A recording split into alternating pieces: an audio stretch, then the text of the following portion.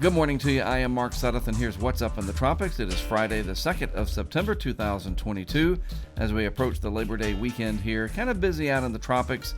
Nothing impacting land now, nor will that change over the next several days.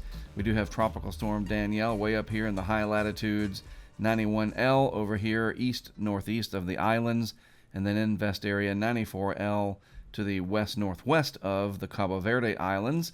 Looking at the 5-day outlook map, it's interesting that 91L here, the end of this forecast area of potential development, kind of getting a little bit larger, I've noticed, because there's more uncertainty as to where this will end up, where and when it might develop. A little bit more uncertainty starting to show up in some of the guidance. Meanwhile, in the eastern Pacific, we have Tropical Storm Javier, and then another system that could go on to become Tropical Storm K in the coming days, and that could affect southwest Mexico and potentially the Baja and maybe even the southwest United States. We'll take a closer look at this later this afternoon during my hurricane outlook and discussion.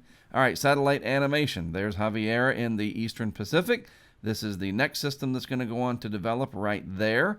Not much going on in the Gulf, Caribbean, or Southwest Atlantic. There is 91L, and there's Danielle way over there.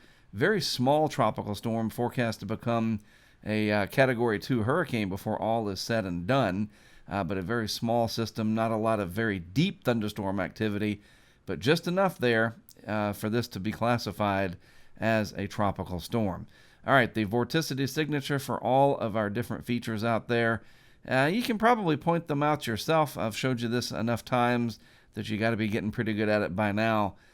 Just different areas of energy out here focused in the tropics. Again, though, nothing impacting land, and as we go through Labor Day weekend with all the people heading to the beaches from Texas to Maine and everywhere in between, this is a good thing to see. Not even any rip currents associated directly with any of our tropical features out there, so that's good news.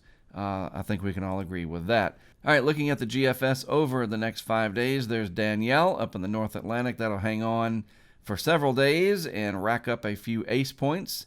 There is 91L. The GFS tries to develop it pretty aggressively here, moving it between Bermuda and Puerto Rico and keeping it out in the open Atlantic.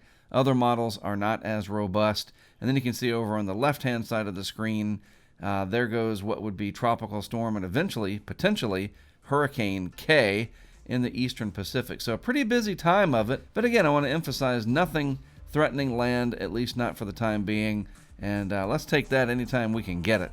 In my outlook and discussion this afternoon, I'll also take a look at the typhoon out here in the western Pacific and what it might be doing over the next several days and how it might impact future events in the Atlantic as it starts to interact with the mid-latitude energy. So, yep, a lot to talk about again later this afternoon. I hope you'll tune into that as well. All right, that is it for me for this morning. Thanks for tuning in to What's Up in the Tropics.